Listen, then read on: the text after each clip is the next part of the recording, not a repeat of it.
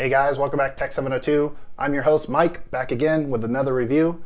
Today we are going to be covering the Apple Watch Series 5, the Mac Daddy, top of the mountain, wave it side to side, smartwatch you can buy right now. I've owned the Series 2, 3, and 4. I've had this one for about 4 months, and we're going to get into all the details, the good and the bad, and everything you need to know. So sit back, relax, and enjoy the review.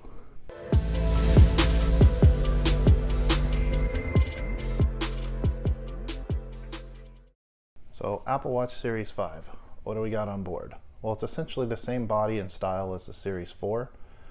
There is an always-on display that's available now. It still comes in 40 or 44 millimeters.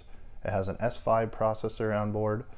The always-on display uses an intelligent power profile, which allows it to dim whenever it's in a down position or detects a dark surface. Haven't really noticed any advantage to using it. Don't notice any advantage in battery life by not using it. It still comes aluminum, stainless steel, titanium, and ceramic finishes, has a built-in ECG sensor so it can detect heart rhythms, a haptic digital crown, and it comes in the LTE and non-LTE model. So there's rotate to check it out. Like that, lift to look at what you're doing. You can tap whenever you want to look at a screen. You can put multiple screens on there. My kids prefer the Toy Story one. I like this one because gives me all the data I need to use. Also like keep an eye on that battery, which tends to wear down pretty quickly. So we can go into the apps. You got a bezel, a little rotating button there, and then you got a main button right here. If you tap that, we can go into all apps. And again, you do need an iPhone to pair to this. This is the LTE model. So all these apps, all the updates, everything is installed through my iPhone itself that you see here. And you can click and open anything you like. It'll just run as a minimized version of whatever you're running on the phone typically. Here we have live noise monitoring. I kind of like this one as I use it at work a lot. See when we're in a hazardous hearing situation. Now of course you can call or text from the phone or the watch. And with having the watch with LTE enabled, you don't need the phone. You can take it on the road, but the battery lasts about half as long. So you can text directly through the watch, you can call. It even has a cool walkie-talkie feature. It's like a two-way radio, kind of like the old school Nextel systems, how those worked. So one of the main reasons I use my watch is actually for health tracking. I use it for fitness tracking, sleep tracking, stuff of that nature. It's great for sleep tracking. I love the form fit. It's very comfortable. And it's actually the reason, even though I can change these bands, I have a couple of these bands that I use, I always go back to the stock one because it's the most comfortable one to sleep with. So if you're into sleep tracking, highly recommend you use just a stock band it comes with, unless you want to use a substitute cloth band for something that you would think is more comfortable. Then of course there's the activity tracker or the famed rings. I like this horizontal output, so it shows you the calories that you burned, the amount of exercise minutes that you have for the day, as well as the times you stood up. You can go in here, here's the rings that everybody talks about.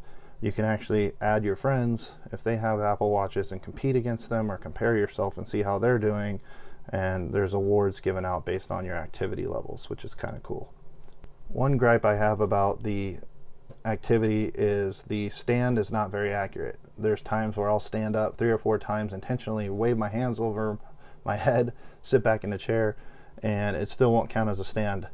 So it's pretty finicky in that regard. I think the heart rate is probably the most accurate part, and the distance isn't too bad if you're doing running or an activity. It will also track anything in fitness, so it has different workouts already pre-programmed in. There's a miscellaneous one, but I like the fact there's different ones for weightlifting, interval training, and so forth, even hiking. And it does a pretty good job of tracking stuff.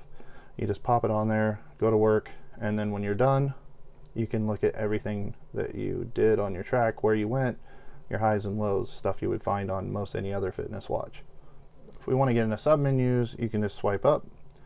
This is where you can choose between being on Wi-Fi or not, LTE, of course your battery. This little vibrating thing tells you where your phone is, so if you tap that, your phone will start ringing if you misplaced it.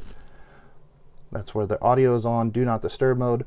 Funny note about do not disturb, certain Android phones just don't seem to want to be muted, and sometimes it'll still buzz or ring even if you've put it on there. I don't know why that is.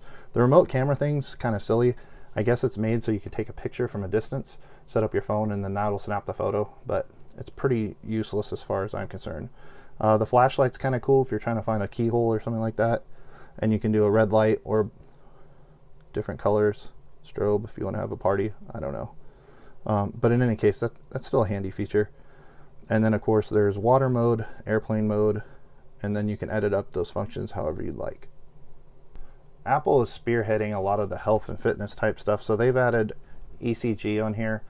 Now it tells you right on there, don't use it as a primary source. As a firefighter, I'm inclined to believe that. So it says here, hold your finger on the crown, and it's basically just doing a cross-reference between the rhythm in your finger to the rhythm on your wrist. Now it's important to note that if you move at all during this, it's going to mess up. Luckily, I haven't had anything but normal sinus rhythms, and that's what you want to see every time that you do this. Inconclusive. Okay, so right now I can't tell if something's wrong with me or not. The cool part is it automatically saves it back on your cell phone. The last thing I'll say here about the fitness side is the steps come in about 20% less than my Fitbit and my Galaxy Watch used to. Now on Twitter, some people have told me they're having exactly the opposite and they're registering more steps with the Apple Watch than some of the others, but that's just in my experience. As I mentioned, you have a water mode on the watch, which works excellent. The watch has had no problems. I've taken it in the pool and stuff like that. No issues whatsoever. I've sweated a lot into it. I've taken it into the fire ground.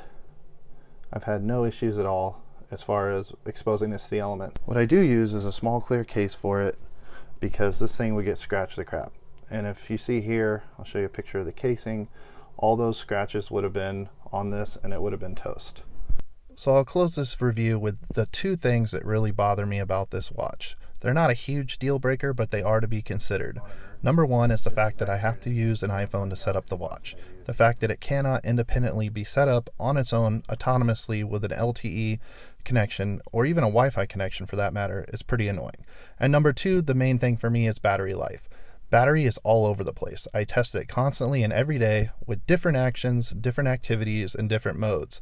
I can get anywhere between 12 up to 24 to 26 hours with it, but I never know. So to be safe, if you plan on using the Apple Watch, especially if you use it for sleep tracking like I do, you have to plug it in at least once, if not twice per day. Other than that, I really don't have anything negative to say. So Apple Watch Series 5, what do you think? Let me know in the comments any questions, comments, concerns. I will answer all of them.